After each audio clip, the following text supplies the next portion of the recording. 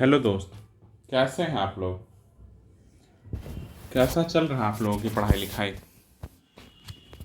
अब तो आप लोगों को पता है कि 17 नवंबर का डेट है जिस दिन प्रीलिम्स का एग्जामिनेशन है।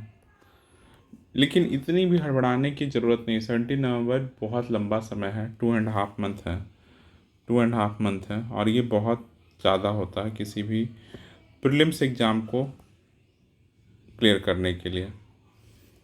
अगर आपकी प्रिपरेशन पहले से है, मैं क्या बोल रहा हूँ, अगर आपकी प्रिपरेशन पहले से है, पता है, अगर प्रीलिम्स आपकी तैयारी अच्छी है, अगर आप तैयार अच्छे हैं, पढ़े हैं बहुत, और एग्ज़ाम में असफल होते हो जाते हैं, तो इसके पीछे क्या वजह होता है? वो वजह है सिर्फ कॉन्फिडेंस का।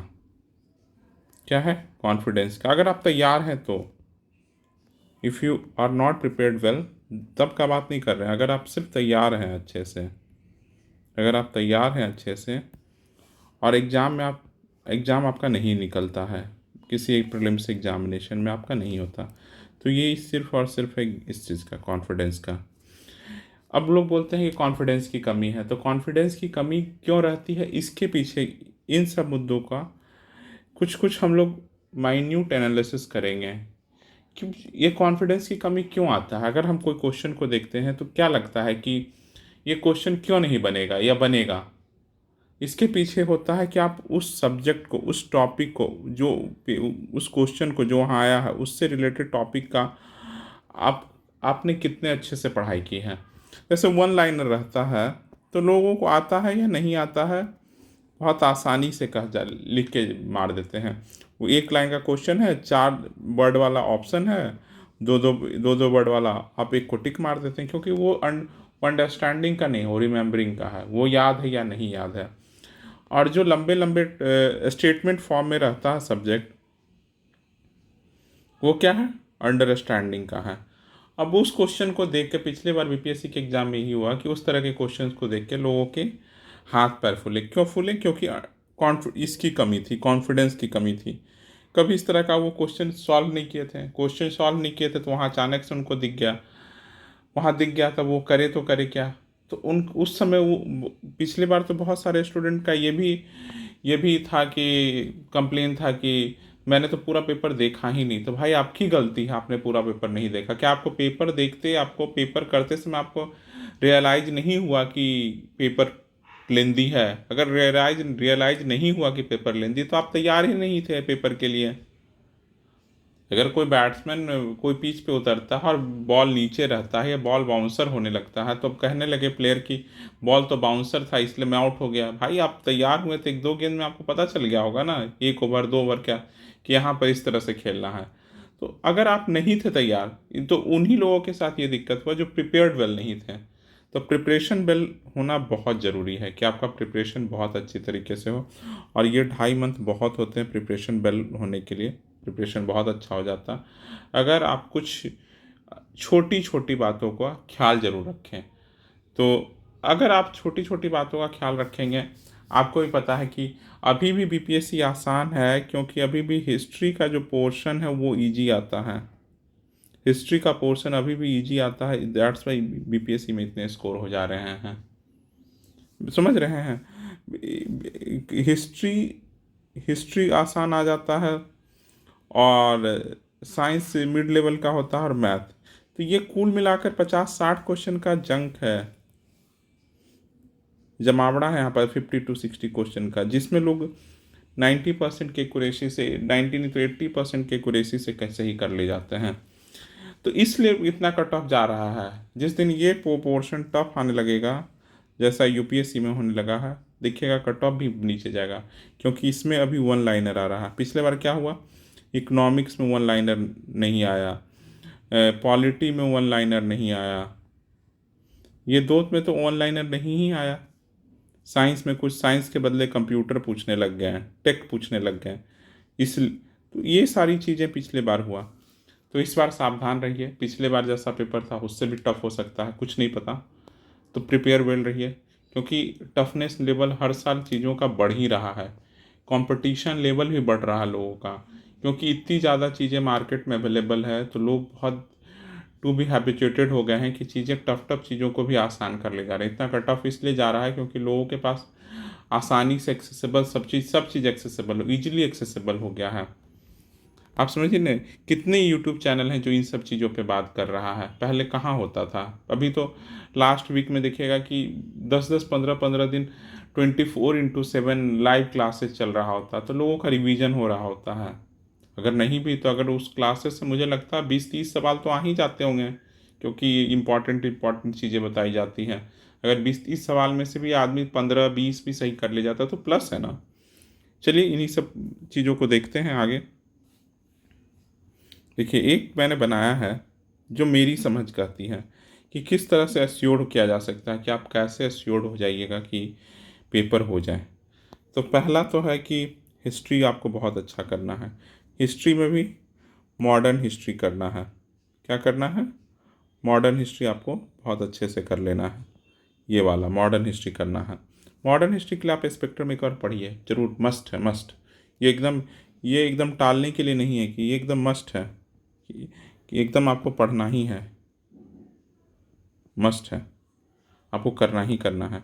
फिर आपको मिडेबल का देखना है। मिडेबल और एनिशिएंट के लिए तो मैंने बताया है कि लूसेंट पढ़ जाइए और घटना चक्र के क्वेश्चन लगा जाइए।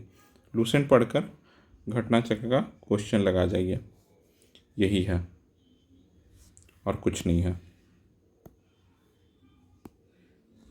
सेकंड, इसमें कितने क्वेश्चन आ जाते हैं? इसमें लगभग 30-35 क्वेश्चन आते हैं, इससे कम नहीं आता है।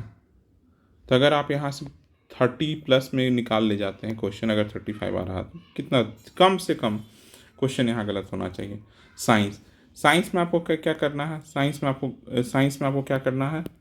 घटना चक्र करना है और लूसेंट कर लेना है। क्या करना है? लूसेंट और क्राउन, लूसेंट हो या क्राउन हो, कुछ भी एक कर लेना है। घटना चक्र। और एक चीज़ जब भी पढ़िए, एक चीज़ और बताना है कि जब भी पढ़िए तो पहले आप PYQ देखिए कि PYQ में किस तरह से कम 2-3 साल का क्वेश्चन देख के ही आप पढ़ाई अपना शुरू कीजिए। 2 to 3 ईयर का, जिस सब्जेक्ट को पढ़ रहे हैं या जिस चैप्टर को पढ़ रहे हैं, देखिए क्या उस चैप्टर से कोई क्वेश्चन आया है क्या। पढ़कर भी देख सकते हैं, लेकिन पहले देखिएगा तो आपका नज़र बहुत पारखी नज़र की तरह चीज़ों को कैप्चर करेगा। होता है ना, बुल्स आई रहेगा।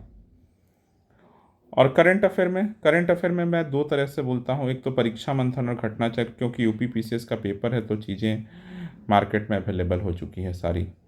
दो तरह से मैं बोलता हूँ कि आप करंट अफेयर की तैयारी कर सकते हैं। एक तो ये तरीका है कि आप ये दोनों मैगजीन पढ़ जाइए। एक और तरीका है कि जैसे नवंबर में एग्ज़ाम है तो अक्टूबर से लेकर सितंबर, अगस्त, जुलाई, जून, मई और अप्रैल, ये अगर ये 6-7 महीने का अगर आप कर ले जाते हैं करंट अफेयर, मंथ वाइज कर जाइए। मंथ वाइज अप्रैल से शुरू कीजिए, लिखिए 100 important question current affair of April, month of April, और देखिए 100 क्वेश्चन आएगा, उसको नोट डाउन कर लीजिए। ये टोटल 10 आवर का मैक्सिमम एक्सरसाइज होगा। 10 आवर, जितना 6 महीने का तो 10 आवर नहीं 12 आवर।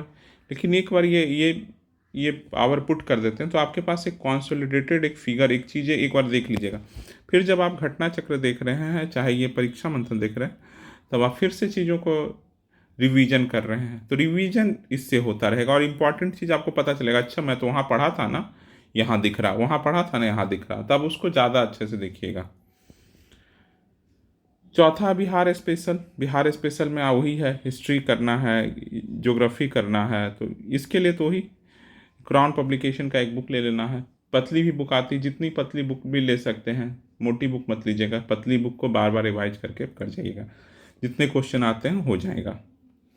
अब जैसे ज्योग्राफी, पॉलिटी, इकोनॉमिक्स, मैथ, अब जैसे ज्योग्राफी बोला तो ज्योग्राफी में बिहार का भी रहेगा, इंडियन भी रहेगा, इंडियन ज्योग्राफी भी रहेगा और फिजिकल भी रहेगा। इससे टोटल 12 क्वेश्चन बनते हैं। तो ये इसके लिए आप कोई भी लूसेंट देख लीजिए। अगर आप NCERT पढ़ सकते हैं तो पढ़ लीजिए, नहीं पढ़ना चाहते तो छोड़ दीजिए। अगर आप लूसेंट, क्राउन कोई भी देखकर अगर घटना चक्र से सवाल लगा जाइए। पॉलिटी के लिए तो वो भी मैं नहीं कहूँगा, बस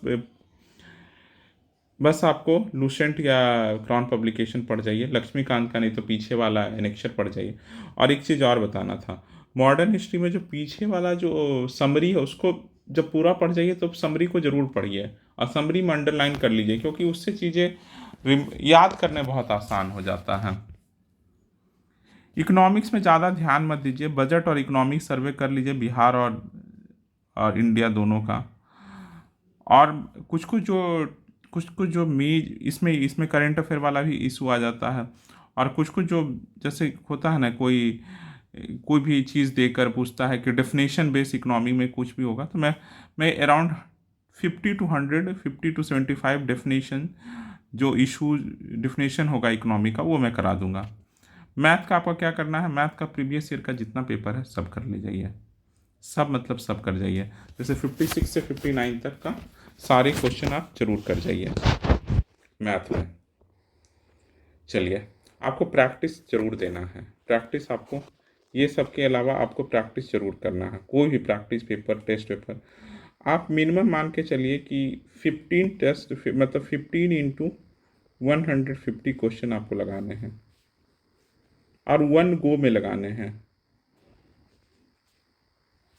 वन गो में एक बार 2 घंटे बैठना है, लगाने हैं। और आप लोग एक चीज़ और कर सकते हैं कि आप लोग स्टॉप वॉच ज़रूर ले लीजिए, मैं कल भी बोला था, और स्टॉप वॉच ज़रूर ले लीजिए। और स्टॉप वॉच से पढ़िए, स्टॉप वॉच से अपना डेली 6 to 8 आवर पुट कीजिए। स्टॉप वॉच से ऐसे नहीं कि कुछ भी हो जाता है, कुछ भी पढ़ लें। चलिए, यही यही इतना बताना था। आप लोग देखिए, आप लोगों को कुछ और लगता है तो कमेंट ज़रूर कीजिएगा। हमारा ये टेलीग्राम चैनल है, इसको ज्वाइन कर सकते हैं, इसी नाम से हमारा ईमेल आईडी है। अगर आपको कभी कुछ भी लगे तो आप इस पे ईमेल कर सकते हैं।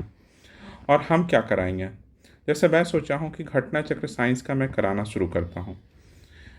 टुमारो ऑनवर्ड्स हो सकता मैं कराना शुरू करूँगा, फिजिक्स से शुरू करूँगा, फिजिक्स केमिस्ट्री फिर बायो, ये धीरे धीरे शुरू कर दूँगा। ज़्यादा बड़ा वीडियो लाऊंगा नहीं, 2-2, 3-3, 4-4 चैप्टर का करूँगा। 40 से 45 मिनट का एक वीडियो रहेगा, उसको आप लोग देखिएगा, पसंद आएगा तो बताइएगा। करंट अफेयर अभी नहीं, करंट अफेयर जब आफ्टर 10 to 5 जब नोटिफिकेशन आ जाएगा और 15 दिन बीत जाएंगे, तब नोटिफिकेशन, आफ्टर नोटिफिकेशन के बाद मैं ये कराऊंगा, आफ्टर नोटिफिकेशन कराऊंगा। और बिहार स्पेशल भी कराऊंगा। ये 3 चीज़ मैं करा दूंगा अपने तरफ से, मैं बता रहा हूँ। मैं साइंस से शुरू कर रहा हूँ, फिर देखते हैं कैसा सब रिस्पांस आता है, कैसा सब चीज़ घटनाएं घटित होती रहती है, फिर मैं जैसे जैसे होगा करता रहूँगा, बढ़ाता रहूँगा, अपने आवर ज़्यादा बढ़ाऊँगा, ज़्यादा ऑप्शंस लाऊंगा कि और क्या क्या किया जा सकता है। जैसे हिस्ट्री का तो कराने का कोई मतलब नहीं, हिस्ट्री का मार्केट में बहुत सारा है, आप हिस्ट्री का कर सकते हैं। हिस्ट्री कहीं से भी कर लीजिए। हिस्ट्री में अगर आप स्पेक्ट्रम कर लिए हैं, अगर 500 1000 सवाल लगा लिए तो बहुत है। जो ऐसे टॉपिक है जैसे इकोनॉमी का बहुत इशू है, इकोनॉमी में ज़रूर कराऊंगा। तो इस तरह के टॉपिक, जब जैसे बताया ना कि डेफिनेशन बेस्ड चीज़ों को मैं बता दूंगा, तो आप लोग वहाँ से अगर कुछ आएगा जो इम्पोर्टेंट इस साल में जिसका बहुत न्यूज रहा है, न्यूज बज में रहा है कोई टॉपिक, तो वो सब मैं करा दूंगा। जैसे एक विंड फॉल टैक्स होता है, क्या होता है बताइए, सोचिए क्या होता है। तो इस तरह की चीज़ें मैं कराता रहूँगा। चलिए, आज के लिए इतना ही, थैंक यू। अगर ये वीडियो पसंद आया तो ज़रूर लाइक कीजिएगा, और चैनल पर पहली बार आए हैं तो सब्सक्राइब कीजिएगा। चलिए, थैंक यू।